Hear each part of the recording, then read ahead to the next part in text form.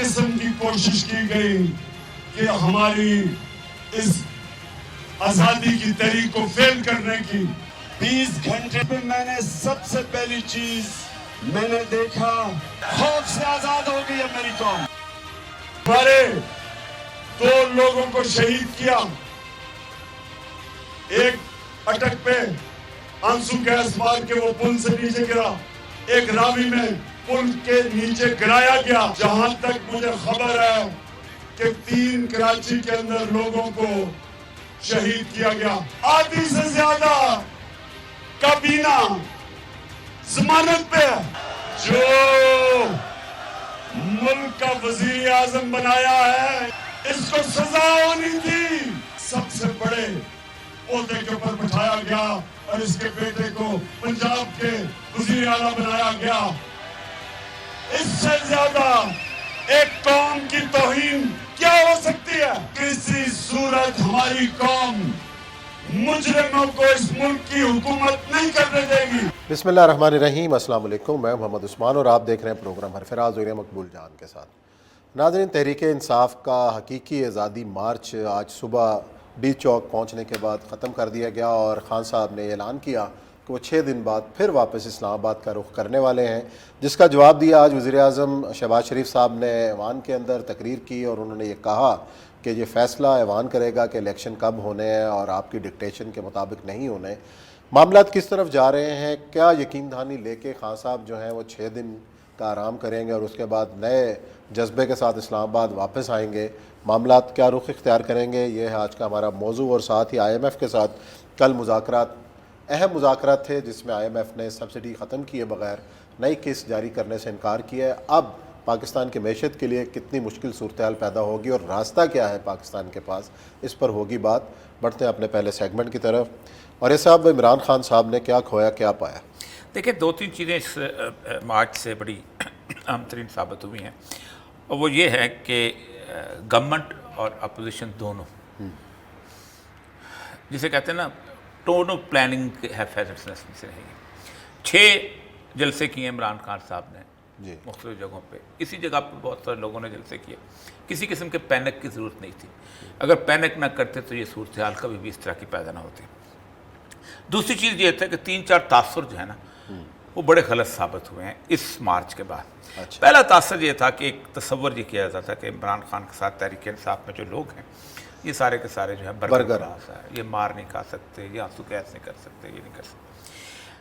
पिछले मार्च में जब ये आए थे वहाँ पर, तो यही काम किया गया था। जिस वक्त वहाँ से आए थे, KPK से लोग आए थे, परवेज़ खटक साहब की, और फिर उनका रेत थी और रेत में उनकी गाड़ियाँ फंसी थी, सब कुछ है, ये सब वो इक्विप होके आए हुए थे। यानी 1 मार्च ने उनको ट्रेन किया हुआ था। फिर दूसरे में, अब इस मार्च में हुआ ये कि औरतों की, बच्चों की तादाद काफ़ी ज़्यादा थी। मैंने शायद इतने ज़्यादा शेल कभी अपनी ज़िंदगी में इतने रेगुलर, इतने 1 घंटे के लिए होते हैं, 2 घंटे के लिए होते हैं, लेकिन कंटिन्यूसली। भाई, आपको याद होगा, और ये साहब 94 के अंदर काजी हुसैन अहमद का जो धरना मार्च था, पूरे 2 दिन शेलिंग होती है। नहीं, वो लेकिन वक्फे होती। मैं गया था 24 घंटे। वो मैं गया, हमने कवर किया। जी, हम भी गए थे वहाँ पर। मैं खाई साहब से मुलाकात, इफ्तिखार शिलवानी आपको याद होगा, असिस्टेंट कमिश्नर होता था उस वक्त, जिसने काई साहब को पकड़ा था। और फिर उसके बाद वो, लेकिन इस लेवल की शेलिंग नहीं हुई ना, इस लेवल का वो फैलाव था उस सारे के सारे इस मामले का। उसके बावजूद भी बुनियादी तौर पर 4 लाख आपके पास फौज और न सिर्फ पैरामिलिट्री स्टाफ थे। सिविल एडमिनिस्ट्रेशन सरेंडर करती है जब कहती है कि हम 245 के तहत हम फौज को इख्तियार दे रहे हैं। यानी आप 4 लाख की आपकी नफरी बकौल आपके 200 या 20,000 लोगों को नहीं संभाल सकती। This is something last resort के तौर पे 245 के तहत तो ऊपर से बुलाए जाते हैं, मजिस्ट्रेट एक बुलाया करता है, एक सेक्शन 30 है 32 उसके तहत। इनका ये कहना ये है कि हमने तो कंट्रोल कर लिया था, सुप्रीम कोर्ट इजाज़त ना देती तो ये मामला यहाँ तक आता ही नहीं। ये बहुत बड़ा बहाना है, हमने कंट्रोल कर लिया था, आपने इग्नाइट किया है। पहली बात तो यह है कि सुप्रीम कोर्ट के हिसाब से, इसलिए तो इमरान खान वहाँ रुका। एक तो ये, दूसरा, मैं इमरान खान की स्ट्रेटजी का पहली दफ़ा कायल हुआ। अच्छा, आपका मशवरा मान? देखिए, बैठना नहीं, मैंने कहा था एक दफ़ा बैठ गए ना तो then you will be surrounded. अच्छा, फिर आपके यहाँ होती है धरने की फटीक बनती, उस फटीक में फिर आप आगे नहीं चल सकते। मेरा ख्याल फटीक तो थी, और इसे कल से निकले हुए 10 बजे से। आप एक बार बैठ जाए ना तो फिर 4 दिन नहीं बैठ सकते ना, 5 दिन नहीं बैठ सकते ना। वापस जाके अगर आप देखें तकरीबन 80 करोड़ का एक्सपेंडिचर है इस वक्त गवर्नमेंट का। अगर एक हफ्ते के बाद आप आए हैं तो आप फिर 80 करोड़ पे आ जाएंगे। उस एक हफ्ते में पूरे पाकिस्तान में छोटे छोटे आप जलसे करते रहें और आप एडमिनिस्ट्रेशन को उसमें रखें, तो इसका मतलब है कि आप तो गए। अच्छा, इतला तो ये भी है क्योंकि बीच में मामलात भी तय हो आप रहे मैं हैं, बताता तो हूँ वो जो बात है अंदर की बात हुआ यह है कि सबसे अहम तरीन बात जो है कि इमरान खान साहब के साथ ये कहा जा रहा था कि आप थोड़ा सा सब्र करें। बुनियादी तौर पर उनको सब्र करने का कहा गया था, IMF का मसला है। क्योंकि IMF के बारे में खोल के बता दिया था इन लोगों ने, अगर IMF ने हमें रिजेक्ट कर दिया तो फिर हम ये काम नहीं करेंगे कि हम यहाँ पर पाकिस्तान के अंदर अपनी कीमतें बढ़ा के और हम कहें कि इकॉनमी स्टेबल, क्योंकि इतना सबको पता है कि एक साल में ये इकॉनमी स्टेबल नहीं होती। अगर पिछले 3 साल में 30 साल की नहीं हुई तो अगले 33 साल में एक साल में कैसे हो सकते हैं। सही। तो ये सबको पता था, इसलिए उन्होंने ये कहा था कि ये सारा काम जो है कि अब IMF ने टोटली कंप्लीटली, मैं उनके इलामे में पढ़ रहा था, बाकी चीज़ें में पढ़ रहा था, कि टोटली कह दिया कि नहीं पहले सब्सिडी ख़त्म करो फिर आओ। देखिए मसला सारा ये है, IMF ये नहीं कहता सब्सिडी ख़त्म करो, ये हमें धोखा दिया जाता है। IMF कहता है अपने रिसोर्सेज बढ़ाओ। टैक्स नेट जी, आप सब्सिडी ख़त्म करके बढ़ाएं या आप अपने 4 सरमायादारों को टैक्स लगा के बढ़ाएं। आप एग्रीकल्चर टैक्स IMF को क्या सर, उसको तो अपनी किस्त चाहिए बैंकों की। हम लोगों को धोखा देते हैं, वो कहते हैं सब्सिडी खत्म करो, और ये सारे के सारे इमरान खान समेत सारे लोग पाकिस्तान को धोखा देते हैं कि भाई नहीं, IMF तो मैं कहता है कि जनाब सब्सिडी खत्म करो और ये करो। भाई वो जो पाले हुए हैं इतने बड़े बड़े पेटों वाले, कभी ये नहीं कहा कि अपने खर्चे कम करो उस्ताद, ये भी कहा है पहली, ये नहीं सुनाते, ये नहीं सुना। ये IMF पता क्या कहता है, प्रॉपर्टी टैक्स लगाओ। आप लगाते हैं? IMF कहता है कि खत्म करो ratio between direct tax indirect, कम से कम 50% पे लेके आओ। आप कहते क्या करते हैं, मुतमान साहब आपका खेत है, उस खेत में 5 टन टमाटर होते हैं, सही, आप पे टैक्स नहीं है। उस 5 टन टमाटर से एक कंपनी वाला केचप बनाता है, उस पे टैक्स नहीं है। मैं जो केचप खरीदता हूं उस पे टैक्स है। यार किस बड़ा जुल्म है यार, कि मैं जो केचप की बोतल खरीदता हूं उस पे टैक्स है, उस माल पे टैक्स नहीं है। मेरी फैक्ट्री है, मुझ पे टैक्स नहीं, ये नहीं बताते IMF को मसला। तो असल मसला ये था कि उन्होंने कह दिया था हमने। फिर पेशावर से एक बहुत अहम शख्सियत ने, पहले तो पता चला कि समरी पे भी यकीन नहीं करता, ये बदल जाए।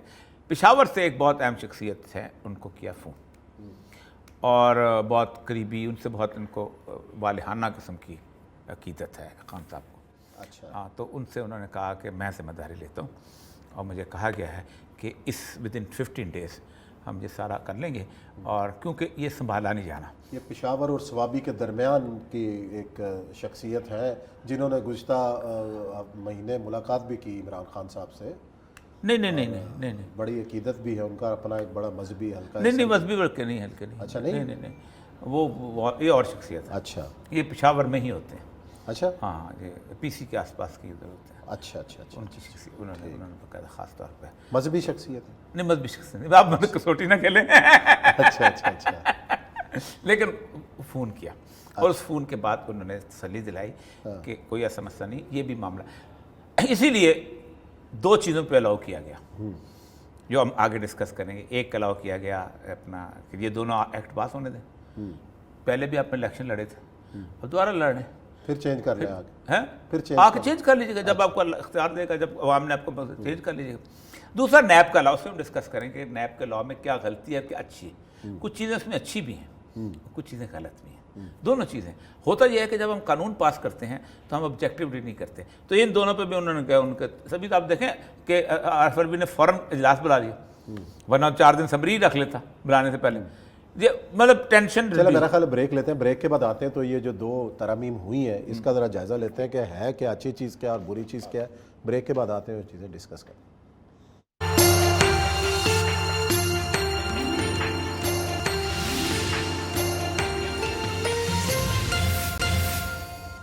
जी नाज़रीन, ब्रेक के बाद आपको खुशामदीद कहते हैं। दूसरी अहम खबर आज की है कि नैब और इलेक्शन कवानीन में जो तरमीम थी वो आज कौमी असम्बली ने मंजूर कर ली हैं, और जो हुकूमत इत्तेहादी हुकूमत कायम हुई उन्होंने ये ऐलान कर रखा था कि इन तरमीम के बग़ैर हम इलेक्शन की जानिब नहीं जाएंगे। दूसरी जानिब इलेक्शन कमीशन के अरकान की तकर्रियाँ भी हो गई हैं, और आज असम्बली को बताया गया कि 47 अरब रुपया इलेक्शन कमीशन को दरकार है इलेक्शन कराने के लिए। लगता ये है कि शायद इलेक्शन के माहौल की तरफ जा रहे हैं, اور یہ صاحب یہ جو ترامیم منظور کی گئی تھیں عمران خان صاحب کے دور میں، ایک تو ووٹنگ مشین کا استعمال تھا، پھر سمندر پار پاکستانیوں کو ووٹ کے حق دینے کا جو تھا وہ اعلان تھا، یہ دونوں چیزیں اب اچھا دو چیزیں بڑی رول بیک ہوئی ہیں، اور وہ بھی جلدی جلدی میں ترامیم کی گئی تھیں پہلے، اور آج بھی ایک دن میں بیسیکلی آج بھی وہ بیسیکلی کسی بھی ترمیم کے اندر کبھی بھی اسکندر پاکستانی کو ووٹ دینے کے حق سے محرومی نہیں ہوتی. ہر بندہ جس کے پاس پاکستان کا شناختی کارڈ ہے، خواہ وہ باہر والا شناختی کارڈ ہے جہاں کا، اس کو یا وہ اوورسیز کارڈ ہے، ووٹ کا حق حاصل ہے.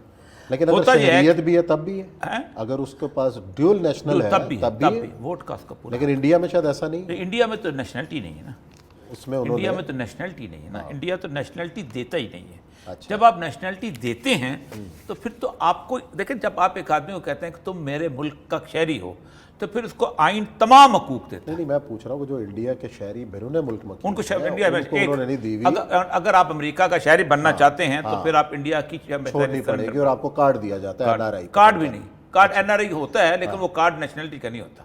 وہ یہ ہے کہ اوریجن، کہ آپ کا اوریجن یہاں پر ہے. اس طرح امریکہ میں بھی جب آپ نیشنلٹی دیتے ہیں تو آپ ایک حلف اٹھاتے ہیں کہ میں جب بھی کبھی ہوگا تو میں اپنی پرانے اس پہ پریفر کروں گا امریکہ کو. باقاعدہ حلف اٹھایا جاتا ہے، اس کا ایلیجنس کا حلف اٹھایا جاتا ہے. اب نئے جو ترمیم ہوئی ہے اس کے تحت ان کی نمائندگی کیسے ہوگی؟ انہوں نے عمران خان نے یہ کیا تھا کہ EVM کے تھرو انہوں نے کہا تھا کہ آپ ووٹ دے سکتے ہیں. اب آپ یہاں پر آپ کو پتا ہے، آپ یہاں آئے ہوں گے، ہمارے جو لوگ تھے اپنا کیا نام تھے کنور دلشاد صاحب، وہی بحث کر رہے تھے یہ مشکل. میں نے کہا ایک بات سنیں، پوری دنیا میں پوسٹل بیلٹ ہوتے ہیں، ٹھیک ہے، آپ وہاں پر ایک پوسٹل بیلٹ پہلے ایشو کر دیں اور اس پوسٹل بیلٹ کے تحت آپ اس کے ساتھ ساتھ آپ کیونکہ آپ کسی کو اپنے حلقے میں ووٹ رجسٹر کرنے سے نہیں روک سکتے. جس بندے نے بھی اس کو ایشو بنایا ہے اور جس نے بھی اس ایشو کے خلاف لگایا ہے اس نے انتہائی بیوقوفی کی. مثلا نون لیگ نے اگر ان کا مخالفت کیا اس بات کے اوپر، EVM جہاں نہیں وہاں تو چل سکتی تھی نا، وہاں تو آپ EVM، تو اس کا مطلب یہ ہے کہ انہوں نے اپنا خود ووٹ بینک تباہ کیا ہے. اچھا، میجر آپ کا پورشن جو ہے وہ گلف میں ہے، ٹھیک، گلف میں آپ بندے کو پیسے ہی نہیں اتنے ہوتے کہ وہ لے. اب گلف میں ہوتا یہ ہے کہ 4 یا 5 شہروں میں لوگ بیٹھے ہوتے ہیں. اب دبئی میں اگر آپ نے 30-35 لاکھ بندہ ووٹ لینا ہے تو 30-35 لاکھ کے لیے 10 پولنگ اسٹیشن لگانا کوئی مشکل کام ہے. کشمیریوں کے آپ کہاں سے کہاں تک پولنگ اسٹیشن اور ایک جگہ جا کے گنتے ہو. لیکن جس نے بھی کیا نا وہ برائے طور پہ انتہائی بیوقوفی کی ہے، جان بوجھ کے عمران خان کی ضد میں کیا یا جیسے بھی. ایک تو یہ ہے. دوسرا یہ ہے کہ ڈوئل نیشنلٹی بڑی امپورٹنٹ چیز ہوتی ہے ہر بندے کے لیے.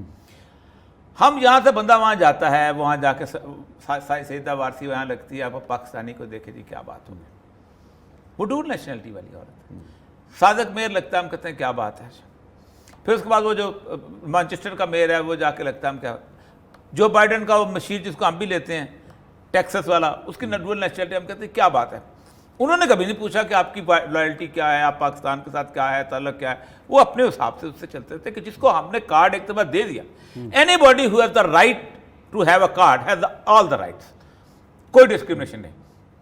اب یہ بھی انہوں نے جان بوجھ کے، میں کہتا ہوں بالکل ایسے، اور خاص طور پہ جس نے بھی مشورہ دیا نواز شریف کو، شہباز شریف کو، وہ زرداری صاحب کو، غلط. زرداری کا تو وہاں ہے کوئی نہیں، دیکھیں نا مسئلہ ذرا یہ ہے، بہت کم پیپل پارٹی کے لوگ ہیں. اب آپ دبئی میں رہے ہیں، آپ کو پتہ ہے دبئی میں نون لیگ کی اکثریت ہے. ہاں بالکل ہے، گلف کے اندر تو ہے، گلف کے اندر ہے، ٹھیک، تو اپنے پاؤں پہ کلہاڑی ماری ہے نا. اب اجتماعی طور پہ وہاں پر اگر آپ ان کو ووٹ دے دیتے تو آج چور چور کے نعرے لگانے والے وہاں کم ہوتے وہاں پر. تو ایک تو یہ بیوقوفی کی انتہا جو کہ کی گئی ہے، جس نے بھی مشورہ دیا ہے اللہ تعالیٰ اس پہ رحم کرے اس کے ساتھ. دوسرا آتا ہے EVM. میں EVM کے ہمیشہ سے حق میں رہا ہوں کہ بنیادی طور پر دھاندلی کرنے والی مشین نہیں ہوتی، اس کے پیچھے لوگ ہوتے ہیں. آپ ATM کارڈ کرتے ہو اسی انگوٹھے کے اوپر، آپ یہ سم کارڈ لیتے ہو اسی انگوٹھے کے. 8 کروڑ موبائل ہیں سم کارڈ، آپ 5 کروڑ ووٹر نہیں لے سکتے. لیکن چلو آپ نے کر دیا، لیکن وہ بھی ایک بہرحال انہوں نے کہا تھا یہ اس کا بھی مجھے پتا ہے کہ کیسے مینیج ہوتا ہے. لیکن ایک بات طے ہے کہ اب بہت مشکل ہو گیا ہے الیکشن والے دن دھاندلی کرنا، ناممکنات میں سے ہو گیا. مینیج کرنا کچھ نہیں، چھوٹا موٹا آگے پیچھے کرایا جا سکتا ہے ورنہ نہیں ہو سکتا. تو ایک تو چلو کر لی، یہ بھی ختم ہوئی. اور مجھے خان صاحب نے سینس پرویل کی. ایک تو یہ ہو گیا کہ اس کے کرنے کے بعد خان صاحب کے اب جو 4 بندے خلاف بھی تھے نا اوورسیز وہ خان صاحب کے حق میں آ جائے. اچھا کیونکہ دیکھیں نا آپ چلو اس کو چھوڑو, ایک تو آپ نے نیشنلٹی دے دی, جب نیشنلٹی کینسل کرو. دوسرا یہ ہے کہ 18 سالوں کے اندر 2018 سے لے کے اب تک 45 ارب روپیہ انہوں نے دیا. آپ کی میجر جو ہے فارن ایکسچینج کنٹریبیوٹر ہوا ہے 50% 60% کنٹریبیوٹر. آپ IMF سے جا کے 6 ارب ڈالر لیتے ہو. اب جب آپ ان کو کہہ دیں کہ ہم آپ کو لیگل رائٹ نہیں دیتے, تو آپ ان کو یہ نہیں کہہ سکتے اب تم لیگلی منی بھیجو.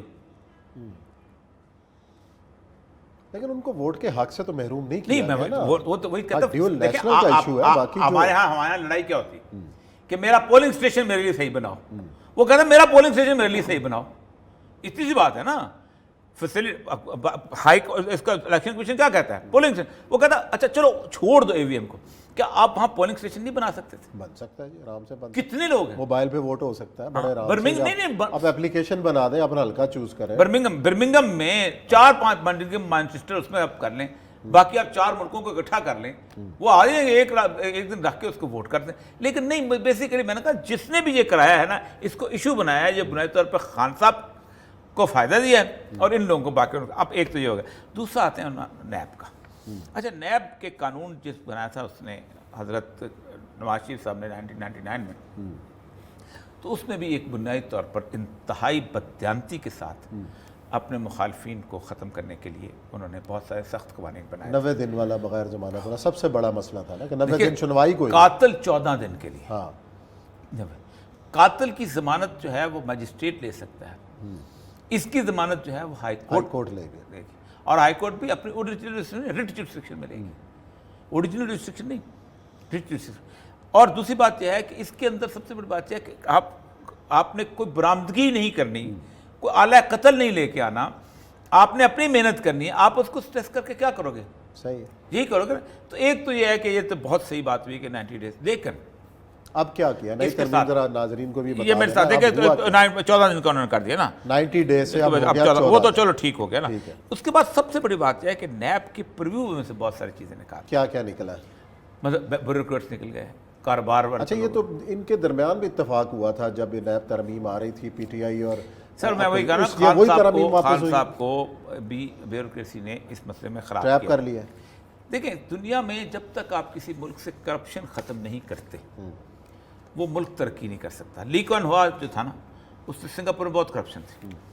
تو ایک ہوتے تھے میجر لیفٹیننٹ جنرل سعید قادر, جی, وہ اور نواز شریف صاحب گئے تھے. اور نواز شریف صاحب کو ایک بڑی عادت ہے خاص طور پہ جی مشورہ. آپ کبھی عموماً دیکھو آپ کو مشورہ بڑی, ہی از اے ویری پیشنٹ لسنر. خود نہیں بولتے, ہمیشہ گفتگو کرتے, مرضی اپنی کرتے, سارے مرضی اپنی کرتے, سنتے بڑے نماک سے. اچھا تسی دسو. اچھا, بار بار سنیں گے. مطلب آپ سے کوئی سیشن دیا اور دیکھو, اور یہ صاحب دیکھو نا, یہ عثمان صاحب نے کتنی اچھی بات کی. عثمان صاحب ذرا بتانا ہے پھر یہ خاص طور پہ یہ ہے ان کا. تو نواز شریف نے اس کو کہا کہ کوئی مشورہ دیا ہے. تو اس نے کہا دیکھیں بات سنیں, 2 کام کریں. ایک تو یہ ہے کہ اپنے جتنے بھی لوگ ہیں نا, ان کی تنخواہ اس لیول کی کر لیں کہ ان کو بچوں کی تعلیم میں, صحت میں, گھر کے کرائے میں کسی طرف دیکھنا نہ پڑے. صحیح. وہ کہتا ہے کارپوریٹ کلچر میں کیوں نہیں ہوتی کرپشن, کیونکہ یہ چیزیں انہوں نے لک آفٹر کی ہوتی. اور پھر کم سے کم موت کی سزا دیں اس بندے کو جو کرپشن کرتا ہے. تو سعید قادر نے اچانک ذرا آگے جھک کے کہا کہ your excellency you don't know the financial problem of our country. تو کہتے اس نے دیکھا نہیں اس کی طرف سعید قادر. اس نے نواز شریف سے کہا mister prime minister, if you will remain listening such people you cannot develop. واہ, اگر تم ایسے لوگوں کو سنتے رہو گے تم کبھی ترقی نہیں کر سکو گے. یہ ہے اصل مسئلہ. خان صاحب نے بھی سنا ہے, اس سے پہلے والوں نے بھی سنا ہے, انہوں نے بھی سنا, ہمیں کام نہیں کرنے دیتے. بھائی کس نے کہا کام نہیں کرنے دیتے؟ جو ایماندار اس ملک کے اندر 4 بندے کام کر رہے ہیں, 10 بندے کام کر رہے ہیں, میں کہتا ہوں زیادہ کام کر رہے ہیں. بے ایمان تھوڑے ہیں بیوروکریسی کے اندر, وہ کام نہیں کر رہے صرف اس لیے کہ ان کے رلے تلے نہیں ہوتے, وہ یشیاں نہیں کرتے, وہ تمہاری طرح ان کے بچے باہر نہیں پڑھتے, وہ تمہاری طرح انہوں نے 10 کنال کے گھر نہیں بنائے ہوئے, فارم ہاؤسز نہیں بنائے ہوئے. یہ اصل میں یہ نیب کا فیئر انہوں نے ختم کر دیا. اب نیب ایک ایسا رہ گیا ہے سانپ جس کی زہر بھی نکال دیا گیا بلکہ دانت بھی نکال دیا گیا. ہلکی سی وہ پن ہوگی وہ چبھائے گا, ہاں جی تسی کرپشن کی تھی, انہوں نے کہا نہیں میں نہیں کی تھی. اچھا لا الہ الا اللہ محمد رسول اللہ میں نہیں کی تھی. اچھا چلو انویسٹیگیشن کرتے رہو. करते रहो पूरी। चले, ये ब्रेक का वक्त है, ब्रेक लेते हैं और उसके बाद बात करेंगे IMF के साथ मुज़ाकरात क्यों कामयाब नहीं हुए और कड़ी शराइत क्या है, इस पे होगी बात ब्रेक के बाद।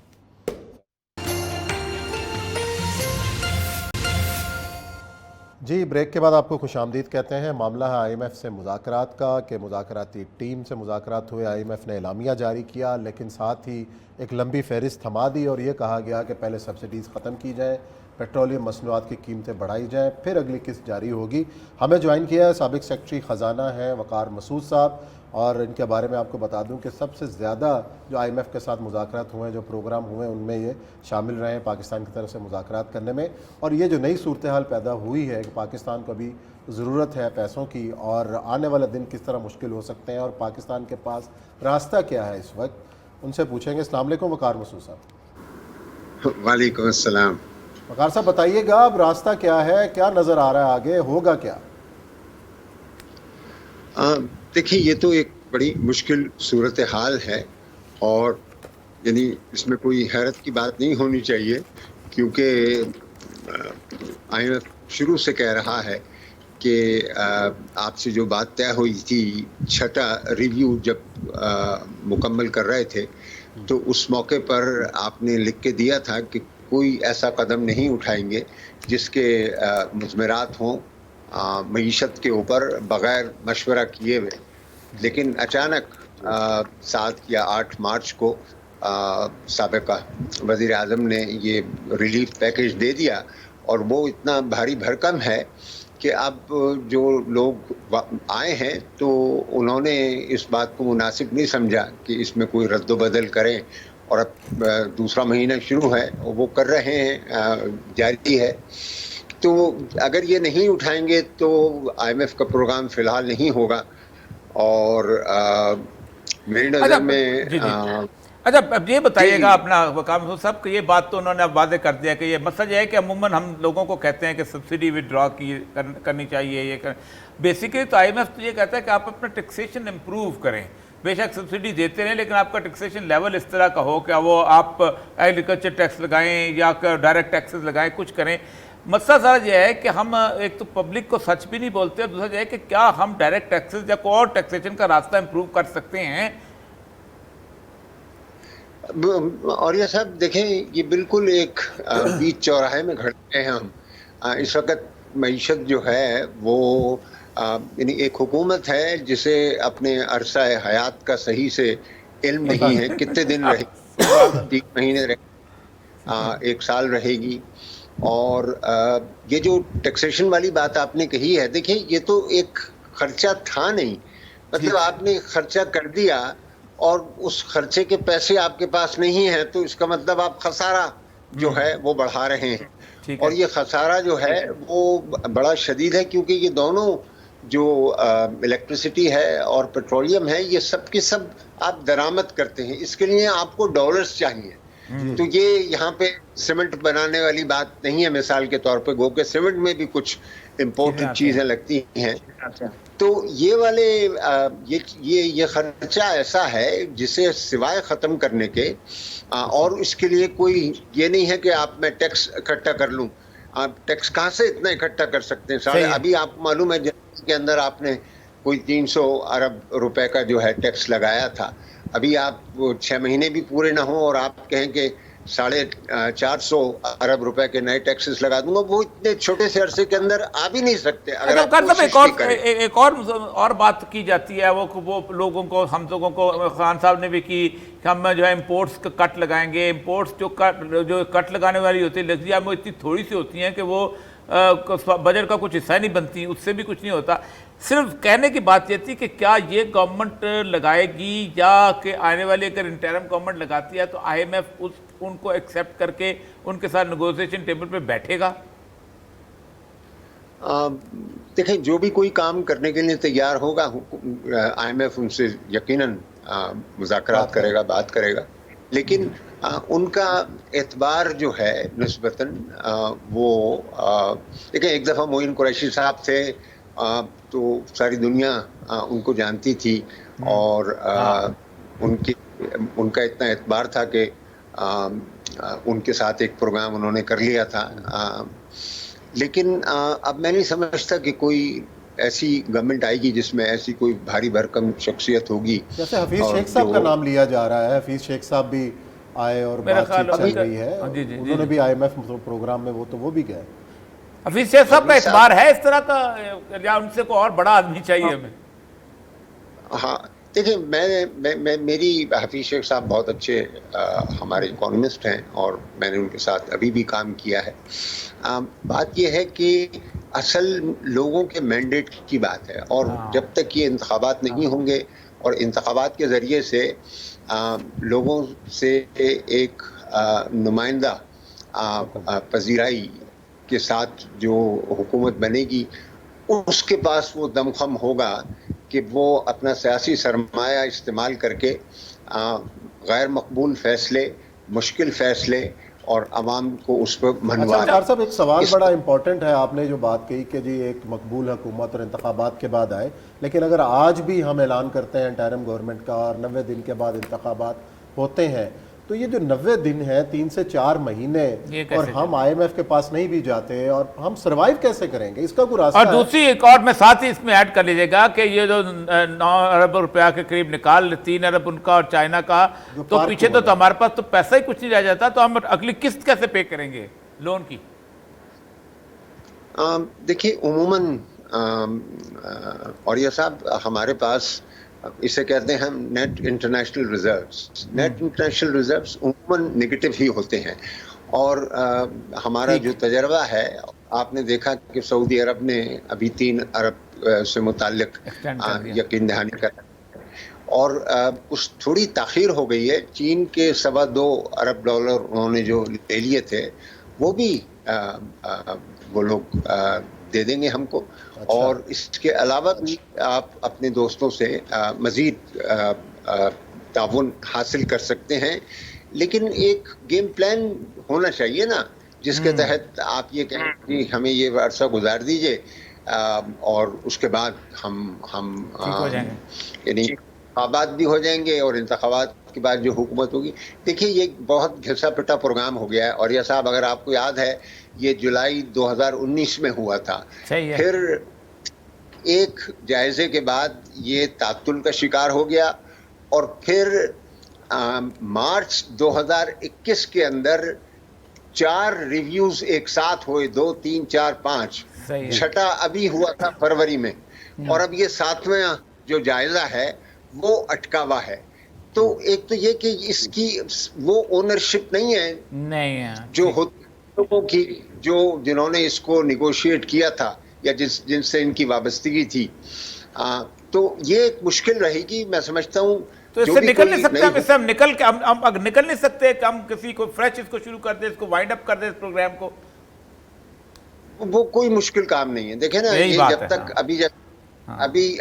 ابھی جو ہے آپ تعطل کا شکار ہے نا، تو جب تک تعطل کا شکار ہے تو وہ سسپینڈڈ ہے. ابھی ٹھیک تو ہے. نکلے ہی ہوئے ہیں نا. ہاں لیکن وہ بولا ٹھیک ہے، صحیح کہہ رہے ہیں جی. اچھا میں یہ بات، اب میرا خیال ہے وقت ہمارے پہ ختم ہو رہا ہے، لیکن آخری میں بات بتا رہا ہوں کہ پوچھنا چاہ رہا تھا کہ جیسے لیٹن امریکہ کے کنٹریز ہیں، جیسے ایکواڈور ہے، اس کے بعد پیراگوا ہے، اس طرح جو ارجنٹین وغیرہ تھے جنہوں نے کہ ڈیٹ ریٹائرمنٹ کی تھی، تو کیا ہم اس طرح کے کسی پروگرام میں ڈیٹ آڈٹ کرنے کے بعد ڈیٹ ریٹائرمنٹ میں نہیں جا سکتے؟ اور یہ صاحب اگر آپ کو یاد ہے، ہم بھی پیرس کلب جا چکے ہیں، اچھا. اور ہماری انہوں نے ری شیڈیولنگ کی ہے، کی تھی. ہاں. اور بہت ہمیں آسانی ملی تھی. ہو سکتا ہے کسی مرحلے پر ہم اس چیز کو بھی ایکسپلور کریں، لیکن پیرس کلب کا اس وقت ہمارے پاس قرضہ 10 ارب ڈالر کا ہے. ہمارے اصل وہ جو مقروض ہیں جن کے، وہ چائنا ہے، شارٹ ٹرم میں بھی اور لانگ ٹرم میں بھی. لیکن ان سب سے زیادہ ہمارا جو ہے وہ I M F, world bank اور ایشین ڈیولپمنٹ بینک کے جو کرتے ہیں. چلیں جی، بہت شکریہ وقار مسعود صاحب، بڑی اہم بات کریں، اور اس پہ تو پورا شو کرنا بنتا ہے کہ تفصیل کے ساتھ ہمیں باہر نکلنے کے راستے تلاش کریں کہ کس طریقے سے ہماری جان چھوٹ سکتی ہے آئی ایم ایف کے ساتھ. بہت شکریہ ناظرین، پھر انشاءاللہ پیر کو ملاقات کریں گے. اپنا بہت خیال رکھیے گا. اللہ حافظ.